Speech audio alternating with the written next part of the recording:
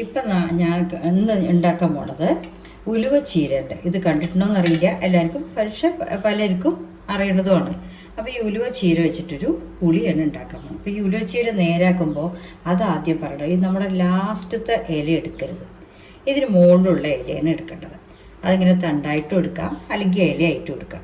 അപ്പോൾ ആദ്യം ഈ അവസാനം കാണുന്നത് ഈ ഇലയ്ക്ക് കയ്പ്പുണ്ടാവും. അപ്പോൾ അതുകൊണ്ടാണ് ഈ അവസാനത്തെ ഇല എടുക്കാണ്ട് ബാക്കിയുള്ളതൊക്കെ നമുക്കിങ്ങനെ നുള്ളിയെടുക്കാം. ഇതറിയാതെയാണ് പലരും ചീര വയ്ക്കുക.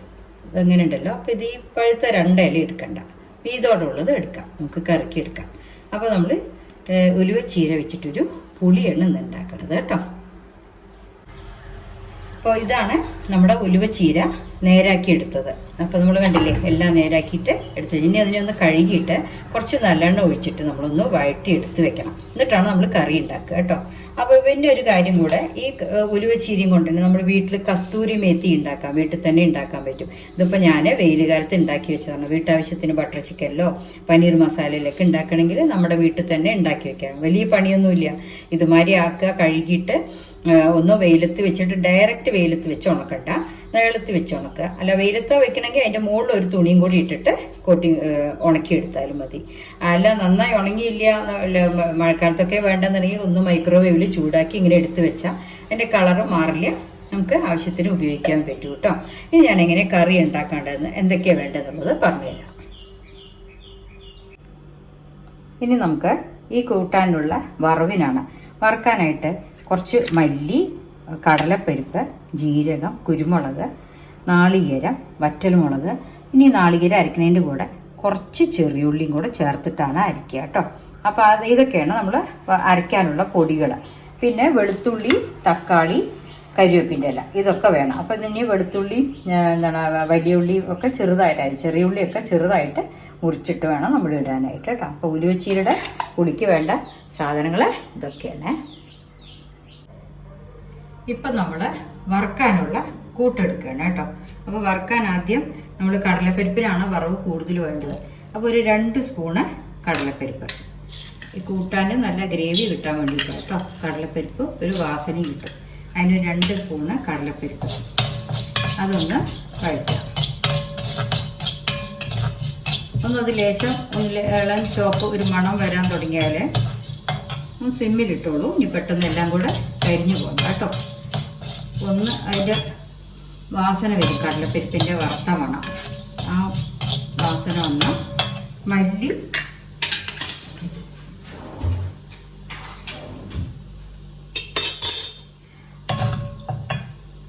ഒരു 2 സ്പൂൺ മല്ലി, 1 2 സ്പൂൺ മല്ലി മതി. അതൊന്ന് ഇളങ്ങനെ ചൂടാവുക. ഇതാ ഗ്രേവിയുടെ വാസനയ്ക്കാട്ടോ നല്ല മണമാണ്. മല്ലിയുടെയൊക്കെ വറവ് കറക്റ്റായിരിക്കണം കേട്ടോ. 1 സ്പൂണും കൂടെ മല്ലി ഇടാം കേട്ടോ. 3 സ്പൂൺ വെച്ചാൽ ഒരു വലിയ കെട്ടുണ്ട്, കുറച്ചല്ല. അപ്പോൾ 3 സ്പൂൺ മല്ലി ഇട്ടിട്ടുണ്ട്, 2 മതിയായില്ല. അത് ചീര കുറച്ചധികം ക്വാണ്ടിറ്റി ഉണ്ട്, അതുകൊണ്ട്. അപ്പോൾ ഞാൻ അളവിനുള്ളത് താഴെ ഇൻഗ്രീഡിയൻസിൽ എഴുതാം കേട്ടോ, എത്ര ആവശ്യം വേണ്ടെന്നുള്ളത്, എത്ര ഗ്രാം ഇല എന്ന് പറഞ്ഞാൽ, അല്ലെങ്കിൽ ഒരു പിടി ഇലയ്ക്ക് എന്നുള്ളത്. അങ്ങനെയാണെങ്കിൽ അതും കാണിച്ചു തരാം കേട്ടോ. ഈ മല്ലി ഇട്ടിട്ട് ഞാൻ അതിൽ ഒരു 1/2 സ്പൂൺ ജീരകം, 1/2 സ്പൂൺ ജീരകം, 1/2 സ്പൂൺ കുരുമുളക്, പിന്നെ ഒരു 10 വറ്റൽമുളക് ഇട്ടിട്ടുണ്ട് കേട്ടോ. അപ്പോൾ മുളക് എരിവ് വേണമല്ലോ, കറിക്ക് എരിവ് വേണമല്ലോ. ഈ 10 മുളകും കൂടി ഇട്ടിട്ട് ഒന്ന് ലൈറ്റായിട്ട് ചൂടായാൽ ഇതിനെ തന്നെ നമ്മൾ പൊടിച്ച് വെക്കണം. നാളികേരവും ചെറിയ ഉള്ളിയും കൂടെ അവസാനം അരച്ച് ചേർക്കാനുള്ളതാണ്. ഇതൊന്ന് നന്നായിട്ട് മൂക്കട്ടെ കേട്ടോ. ഇതെല്ലാം മൂത്തിട്ടുണ്ട്. ഞാൻ അടുപ്പ് ഓഫ് ചെയ്തു കേട്ടോ. ഇതിപ്പോൾ മുളകെല്ലാം ഇതങ്ങനെ ഉരുണ്ട് വന്നിട്ടുണ്ട്. മുളക് ഉരുണ്ട് വന്നാൽ മതി. ഇപ്പോൾ അടുപ്പ് ഓഫ് ചെയ്തിട്ട് ഇതിനെ തന്നെ നമ്മൾ പൊടിച്ച് വെക്കുക വേണ്ടത്. ഇനി നമ്മൾ ഒരു ചീൻചട്ടി വെച്ചിട്ട് അതിൽ കുറച്ച് നല്ലെണ്ണയാണ് ഒഴിക്കണത് കേട്ടോ. എന്താ വെച്ചാൽ നമ്മുടെ ഉലുവച്ചീര ഇല ഒന്ന് വാട്ടിയെടുക്കാനാണ്. നല്ലെണ്ണ കുറച്ച് ഒഴിച്ചിട്ട് ഇല ഒന്ന് അതിൽ വാടണം.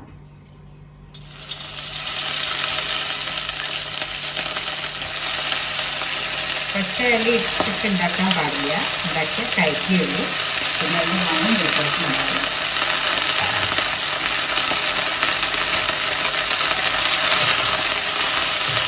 ഇത് പൊട്ടലൊക്കെ മാറി ഒന്ന് ചെറുതായിട്ട് എന്നിട്ട് ഞാൻ കാണിച്ചു കൊടുക്കാം കേട്ടോ.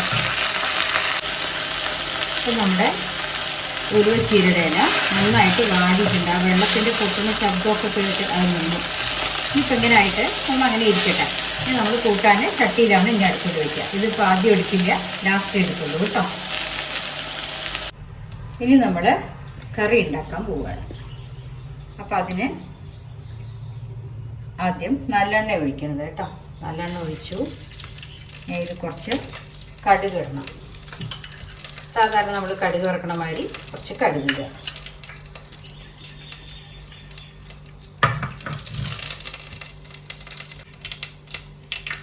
അപ്പോൾ നമ്മുടെ കടുക് പൊട്ടിക്കഴിഞ്ഞു. ഇനി അതിലേക്ക് ചെറിയ ഉള്ളി, വെളുത്തുള്ളി, കരിവേപ്പിൻ്റെ ഇല അതിങ്ങനെ നല്ലോണം ഒന്നത് നമുക്കിനെ വറക്കണം കേട്ടോ.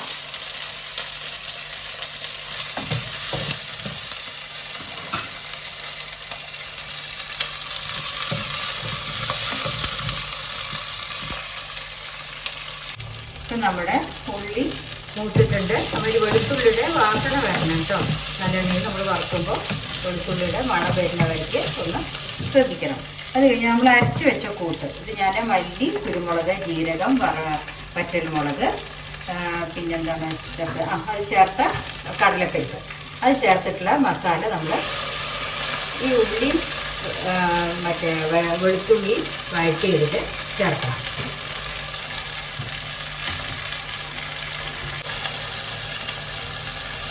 ഈ മസാല ഒന്ന് ഇളകാൻ ഒന്ന് വഴറ്റാൻ മതി കേട്ടോ. ഇനി അതിലേക്ക് നമ്മൾ പുളിവെള്ളം ഒഴിച്ച് കൊടുക്കണം.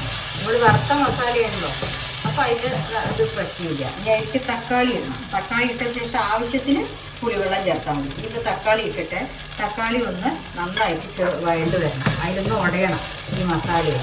അപ്പോൾ നമ്മൾ ഈ അരച്ച വെള്ളം ഉണ്ടല്ലോ, അതിൽ കുറച്ച് വെള്ളം ഉണ്ടാവുമല്ലോ, ആ വെള്ളവും കൂടെ നമ്മൾ അതിൽ ഒഴിച്ചിട്ട് നന്നായി തിളപ്പിച്ച് കുറുകിക്കോട്ടെ കേട്ടോ.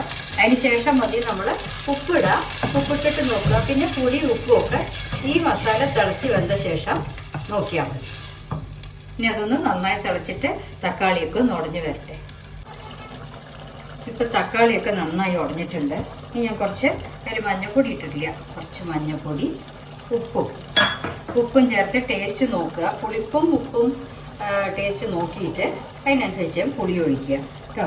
ഇതിപ്പോൾ ഉലുവച്ചീരയുടെ പുളിയായത് കാരണം ഉലുവയുടെ വാസന നന്നായിട്ടുണ്ടാവും. അതായത് ഉലുവയൊന്നും ചേർക്കണ്ട. ഇനി ഇതിൻ്റെ ടേസ്റ്റ് നോക്കി പുളി ഒഴിക്കുക. ഞാനിപ്പോൾ ഇതിന് 1 കപ്പ് പുളിവെള്ളം ഒഴിച്ചിട്ടുണ്ട്.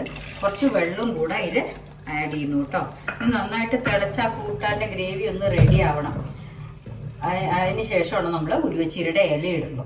അത് നന്നായിട്ടൊന്ന് തിളക്കട്ടെ കേട്ടോ. പുളി ഒഴിച്ച് തിളക്കണം. ഇപ്പം നമ്മുടെ ഉലുവച്ചീരയുടെ പുളിയൊക്കെ നന്നായി തിളച്ചിട്ടുണ്ട് കേട്ടോ. ഇനി അതിലേക്ക് നമ്മൾ സിമ്മിലിട്ടിട്ട് ആ ഉലുവച്ചീര അതിലേക്ക് ആഡ് ചെയ്യും. അപ്പോൾ ചീര അതിൽ ആ പുളിവെള്ളത്തിൽ കിടന്നിട്ട് ഒന്ന് റെഡിയാവും. നമ്മൾ വല്ലാണ്ട് തിളപ്പിക്കണ്ട.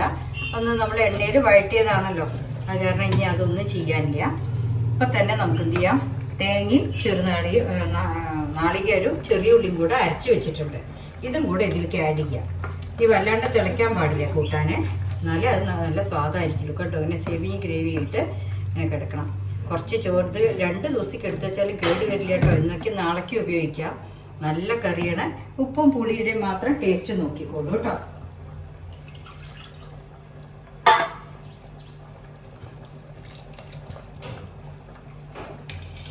നമ്മുടെ ഉലുവച്ചീര പുളി ഇനി വറുത്ത് കൊട്ടാനൊന്നുമില്ല. ആദ്യം നമ്മൾ വറുത്തുമല്ലോ, കടുകും വറ്റൽമുളകും ഒക്കെ ആഡ് ചെയ്തിട്ടുണ്ടല്ലോ. ഇനിയിപ്പോൾ ഒന്നും ആഡ് ചെയ്യേണ്ടത്. ഇത് ഭയങ്കര ഹെൽത്തി ഫുഡാണ്. ശരിക്കും സ്ത്രീകൾക്കൊക്കെ നല്ലതാണ്. ഡയബറ്റിക്കാർക്കും എല്ലാവർക്കും കഴിക്കാൻ നല്ല കറിയാണ് കേട്ടോ. അപ്പോൾ പുളിപ്പ് മാത്രം നോക്കിക്കോളൂ. അത് അവരവരുടെ ഇഷ്ടത്തിനനുസരിച്ച് ഇടുക കേട്ടോ. ഓക്കെ.